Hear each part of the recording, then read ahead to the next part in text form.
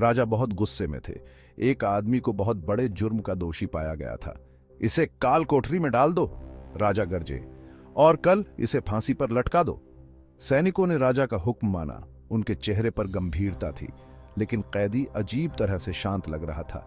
उसकी आंखों में चमक थी, मानो उसे कोई राज पता हो। अगली सुबह सैनिक कैदी को घसीटते हुए आंगन में ले आए। जल्लाद तैयार खड़ा था, उसका कुल्हाड़ा सुबह की धूप में चमक रहा था। राजा अपने सिंहासन पर बैठा ठंडी नजरों से सब देख रहा था। जैसे ही जल्लाद ने अपना कुल्हाड़ा उठाया, कैदी ने आश्चर्यजनक रूप से स्थिर आवाज में बोला, महाराज, उसने कहा, क्या मेरी एक आखिरी इच्छा पूरी हो सकती है? राजा थोड़ा आश्चर्यचकित हुआ और उसने हाँ में सर हिलाया। आंगन में मौजूद सभी लोग कैदी की आखिरी इच्छा जानने को उत्सुक थे। सबकी सांसें थमी हुई थी। कैदी ने अभी भी शांत एक अजीबोगरीब इच्छा जाहिर की। मैं आपके सबसे अच्छे घोड़े देखना चाहता हूं, जो आपके अस्तबल में सबसे ज्यादा अनमोल है। आंगन में हर तरफ हैरानी फैल गई। घोड़ों का इससे क्या लेना देना, खासकर ऐसे समय में? राजा को यह दिलचस्प लगा। उसने कैदी की बात मानने का फैसला किया। बहुत खूब, उसने हाथ हिलाते हुए कहा, मेरे सबसे बेहतरीन घोड़े कैदी को दिखाओ। सैनिक कैदी को शाही अस्तबल में ले गए। वहां अपनी सारी शान के साथ राजा के लाडले घोड़े खड़े थे। उनके बाल चमक रहे थे, उनकी आयाल लहरा रही थी और उनकी आंखें तेज बुद्धि से चमक रही थी। अस्तबल का प्रमुख गर्व से फूला नहीं समा रहा था। उसने बड़े बड़े इशारों से हर एक घोड़े के वंश और ताकत के बारे में बताया। हालांकि कैदी पहले कुछ घोड़ों के पास से मुश्किल से देखते हुए निकल गया। वह एक साधारण से भूरे घोड़े के पास रुका, जिसके बाल फीके थे और उसका सर झुका हुआ था। उसने गौर से घोड़े को देखा। उसकी उंगलियां उसकी पीठ पर फेर रही थीं।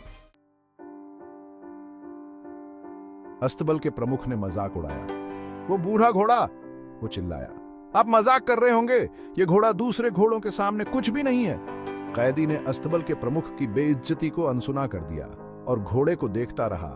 उसकी निगाहें तीखी और एकाग्र थीं। एक क्षण बाद वह राजा की ओर मुड़ा, जो इस अजीबोगरीब नजारे को देखने आया था।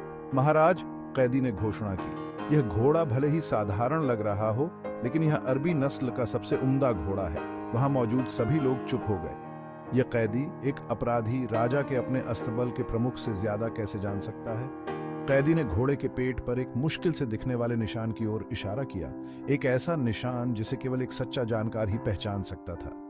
उसने समझाया, यह निशान बेडुइन कबाइल का प्राचीन चिन्ह है, जो सबसे शुद्ध अरबी घोड़ों के प्रजनन के लिए जाने जाते हैं।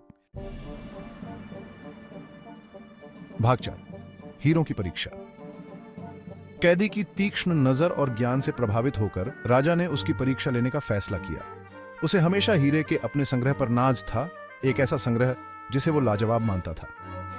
बहुत खूब, राजा बोला। उसकी आवाज में थोड़ा मजाक था।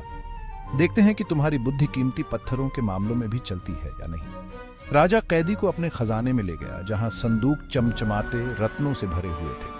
उसने कैदी को 2 हीरे दिखाए। दोनों एक जैसे लग रहे थे और उसे चुनौती दी कि वो ज्यादा कीमती हीरे की पहचान करे। दरबारियों ने हैरानी से अपनी सांसें रोक ली। उनकी आंखें चौड़ी हो गई। यह एक ऐसी परीक्षा थी जो सबसे अनुभवी जौहरी को भी चौंका देती। कैदी बेफिक्र था। उसने हीरे अपने हाथों में ले लिए।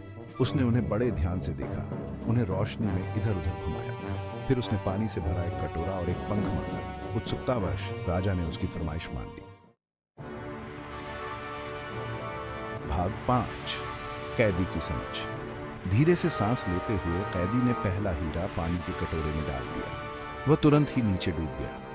फिर उसने दूसरा हीरा लिया और पंख का इस्तेमाल करते हुए ध्यान से उसे पानी की सतह पर रखा।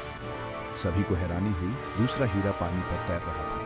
कैदी मुस्कुराया। महाराज, उसने कहा, जो हीरा तैरता है वो ज्यादा कीमती है। ये वास्तव में भारत की गोलकुंडा खानों का एक दुर्लभ और अनमोल हीरा है। ये हीरे अपनी असाधारण शुद्धता और घनत्व के लिए जाने जाते हैं, जिसके कारण ये पानी पर तैरते हैं। खजाने में चारों तरफ फुसफुसाहट फैल गई। राजा कैदी के ज्ञान और समझ से हैरान था। उसे एहसास हुआ कि उसने इस आदमी को गलत समझा था। भाग 6, असली मूल्य। कैदी की बुद्धि से बहुत प्रभावित होकर राजा ने उसकी जान बख्श दी। उसे एहसास हुआ कि असली मूल्य वंश या धन में नहीं, बल्कि बुद्धि और उसे इस्तेमाल करने के साहस में होता है।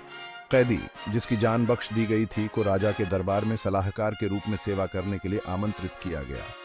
उसने अपनी बुद्धि और समझ से राजा का मार्गदर्शन किया और सभी का सम्मान और प्रशंसा प्राप्त की। उस दिन से राजा ने एक बहुत बड़ा सबक सीखा। उसने सीखा कि असली बुद्धि एक दुर्लभ और अनमोल वरदान है जो उसके खजाने के किसी भी रत्न से ज्यादा कीमती है। और उसने यह भी सीखा कि किसी व्यक्ति को उसकी परिस्थितियों से आंकना उसे उसकी असली क्षमता से